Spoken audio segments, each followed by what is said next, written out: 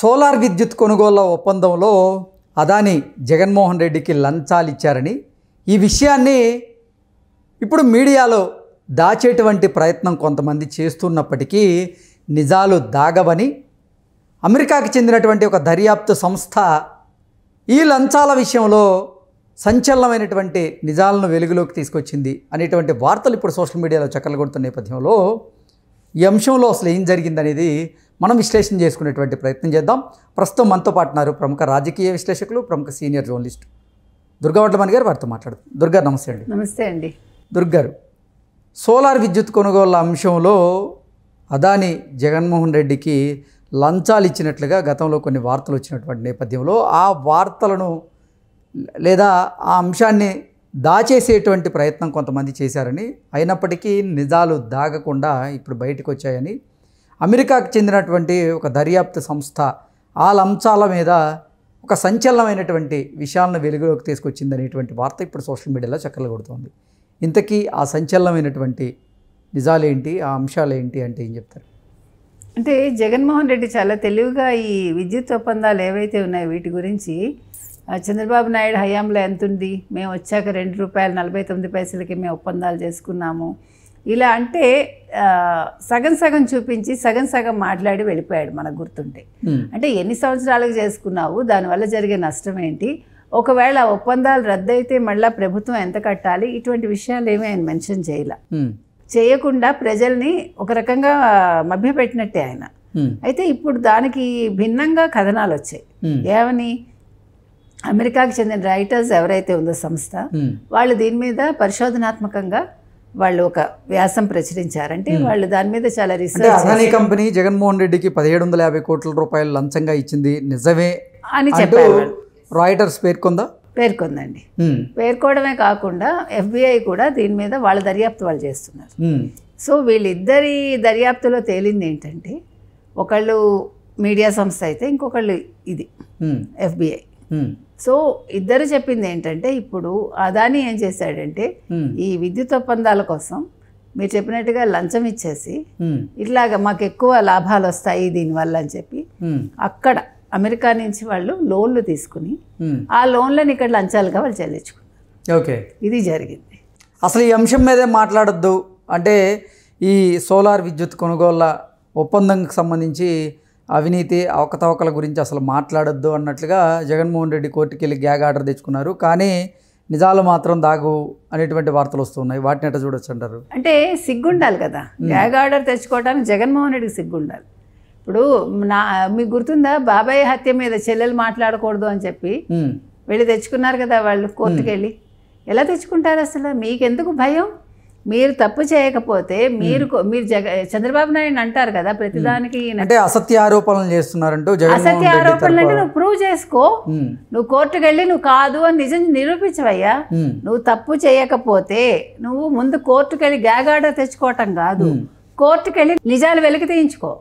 అంతేగాని నువ్వు తప్పు చేసి దాని మీద ఎవడూ మాట్లాడకూడదు, మేము తప్పులు చేస్తామంటే మనం ఎందులో ఉన్నాం? ప్రజాస్వామ్య దేశంలో ఉన్నాం మనం.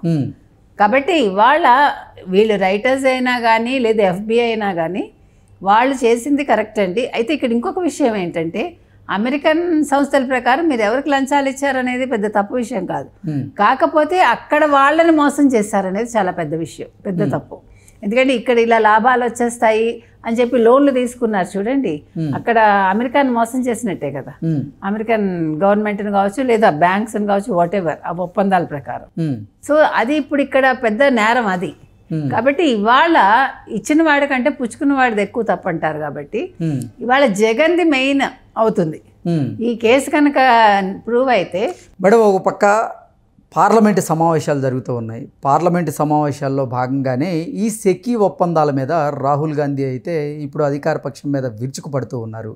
మీరు అదాని చేసినటువంటి తప్పుల్ని వెనకేసుకొచ్చేటువంటి ప్రయత్నం చేస్తున్నారంటూ కూడా రాహుల్ గాంధీ గారు ప్రశ్నిస్తూ నిలదీస్తున్నటువంటి నేపథ్యంలో అసలు ఈ సెకీ ఒప్పందాలకు సంబంధించినటువంటి నిజాలను వెలుగులోకి రాకుండా ఎవరైనా అడ్డుకుంటున్నారా? దీని గురించి ఎవరు మాట్లాడుకోకూడదు అనేటువంటి ప్రయత్నం చేస్తున్నారా? అందుకే కొంతమంది ఈ అంశంలో కొన్ని నిజాలను దాచాలనేటువంటి ప్రయత్నం చేసినప్పటికీ నిజాలు దాగలేదా అంటే ఏం చెప్తారు? ఏమంటే తప్పు చేసిన వాడు ఎప్పుడు దాచుకోవాలనే చూసుకుంటాడు. విషయాలు వెలుగులోకి రాకుండా ఉండాలని వాళ్ళ ప్రయత్నాలు వాళ్ళు చేసుకుంటారు. ఈవెన్ జగన్మోహన్ రెడ్డి చేసుకుంటున్నాడు కదా. మీరు చెప్పినట్టుగా గ్యాగ్ ఆర్డర్ తెచ్చుకున్నాడు అంటే అది దాచుకోవాలని అనుకున్నాడు కదా. కాకపోతే అమెరికా చట్టాలు అలా ఉండవు కాబట్టి, భారతదేశంలో లాగా కాదు కాబట్టి విషయాలు వెలికి వస్తాయి. ఇప్పుడు ఎవరు తప్పు చేసినా ఇవాళ ఆయన ఆదాని వెనకాల దాముకుంటున్నాడు. చంద్రబాబు నాయుడు ప్రభుత్వం దాన్ని వెలికి తీసుకురావడానికి చూస్తోంది. అయితే ఆ సీరియస్నెస్ మనకు తెలియదు, ఎంత సీరియస్గా చేస్తున్నారు లేదు, దీనికి ఇంకెవరైనా కాపాడుతున్నారా అనేది మనకి అంత వివరంగా అయితే మనకు తెలియదు. కానీ ఏదో ఒక హస్తం వాళ్ళని ఆపుతోంది, అంతవరకు మనం చెప్పగలం. ఆ హస్తం ఎవరనేది మనకు తెలియదు. కానీ ఇవాళ ఈ విషయం కనుక బయటకు వచ్చి నిజాలు వెలికి తీయించుకో, అంతేగాని నువ్వు తప్పు చేసి దాని మీద ఎవడూ మాట్లాడకూడదు, మేము తప్పులు చేస్తామంటే మనం ఎందులో ఉన్నాం? ప్రజాస్వామ్య దేశంలో ఉన్నాం మనం.